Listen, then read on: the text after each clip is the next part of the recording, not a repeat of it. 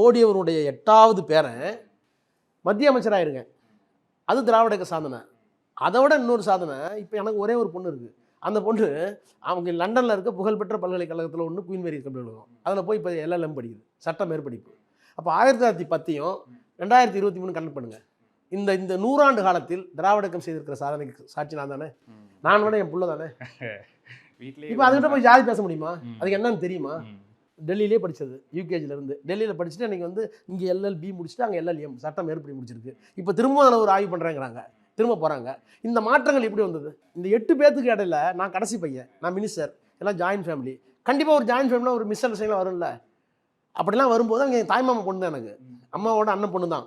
நான் எம்பின்னு சொன்னேன்ல, 1957 அவர் MP, Congress MP, அவருடைய பொண்ணு தான் அவங்க.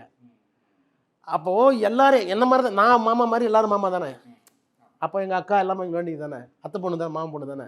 அதனால் ஃபேமிலியை வந்து உடையாமல் பார்த்துக்கிட்டது. அந்த கூட்டு குடும்பமாக 8 குடும்பம், கூட்டு குடும்பமும் எல்லாத்தையும் ஒற்றுமையாக பார்த்துக்கிட்டது. எனக்கே ஒரு கோவம் வரலாம், எங்கள் அண்ணன் தம்பி கோவம் வரலாம், அக்கா தங்கச்சி கோவம் வரலாம். எங்கள் அக்கா பசங்கள்லாம் இந்த ஜாயின்ட் ஃபேமிலியில் தான் இருக்காங்க, நாங்கள் தான் படித்து வச்சு எல்லாம் ஆளாக்கணும். ஸோ எல்லாத்தையும் பாரபட்சம் இல்லாமல், ரொம்ப எந்த ஒரு அங்குலம் சுயநலம் கூட இல்லாமல், இந்த குடும்பத்திற்காக எதையும் எதிர்பார்க்காம எல்லாத்தையும் கரெக்ட் பண்ணி, அவங்களுக்கே சில நேரங்களில் அவமானம் ஏற்பட்டால் கூட அந்த அவமானம்லாம் தூக்கி போட்டு பாதுகாத்தவங்க அவங்க. அந்த அந்த ஒரு விஷயங்கள் வந்து நமக்கு. நீங்கள் அரசியல் வாழ்க்கைக்கு வந்ததுக்கப்புறம் இப்போ பரமேஸ்வரி மேடம் கூட வந்து வீட்டில் இருக்கிறதா இருக்கட்டும், பிள்ளைங்க கூட இருக்கிறதா இருக்கட்டும், நேரம் செலவிடுறதுக்கான நேரம் இருந்துச்சா? அதாவதுங்க, அமைச்சராக இருக்க வரைக்கும் எனக்கு பிரச்சனையே இல்லை. சனியார் மட்டும்தான் வெளியே வருவேன்.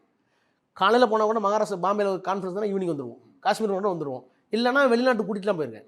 வெளிநாட்டுகளுக்கு போகும்போது குடும்பத்தோடய போவோம். ஏன்னா நம்ம ஸ்பெண்ட் பண்ண முடியல டைம். அரசியல்வாதி நம்ம இங்கே சாதாரணமாக இருந்தால் இங்கே கொடைக்கானல் ஊட்டி கூட்டு போவாங்க, நம்ம கூட்டு போக முடியாது. அதனால் வெளிநாடு அவங்களும் ஒரு 20 நாடுகளுக்கு போயிட்டு வந்திருக்காங்க, என்னோட வந்திருக்காங்க. அது அவங்களுக்கு வந்து இப்போ எனக்கு வந்து கடவுள் நம்பிக்கை கிடையாது, அவங்க கடவுள் நம்பிக்கை உள்ளவங்க. அவங்க வந்து திங்கக்கிழமை எனக்காக சாப்பிட மாட்டாங்க சிற்றுண்டி, வியாழக்கிழமை பாபாவுக்காக சாப்பிட மாட்டாங்க, சனிக்கிழமை ராமருக்காக சாப்பிட மாட்டாங்க.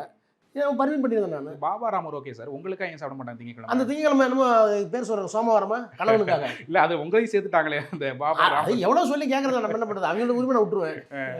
இது எல்லாத்தையும் தெரியும்.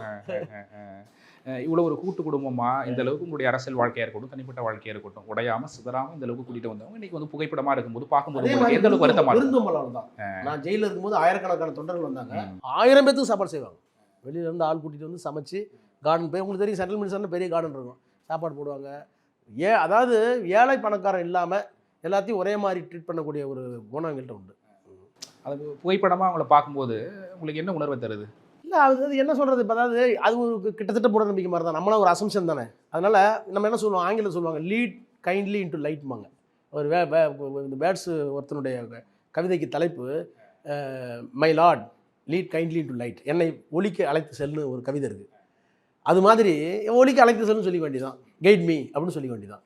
உங்களுடைய மகள், உங்களுடைய கூடுதல் பொறுப்பு, அம்மாவும் நீங்களே அப்பாவும் நீங்களே அப்படிங்கிற ஒரு கூடுதல் பொறுப்பு அப்படிங்கிறது இருக்கும். அவங்க என்ன இறந்தது பிறகு அவங்க ரோலில் 50% எடுக்கிறாங்க. இந்த கூட்டு குடும்பம்னு சொன்னல, மினிமம் 50 பேர்த்தினுடைய பிறந்தநாள் அவங்களுக்கு தெரியும். அந்த 50 பேர்த்தினுடைய பிறந்தநாளும் அவங்களுக்கு தெரியும். இன்றைக்கி என்னோட மூத்த அண்ணனுக்கு பிறந்தநாள், இன்றைக்கி காலையில் எனக்கு ஃபோன் பண்ணுறாங்க.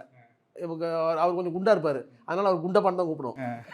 அவர் பேர் கழிவு இருப்பார், எங்கள் தாத்தா பேர்னால. அப்போ அன்றைக்கி குண்டப்பாவுக்கு வந்து பர்த்டே, நான் சாயங்காலம் எல்லாத்தையும் பசங்கள்லாம் கூட்டிகிட்டு டின்னருக்கு போகிறேன்.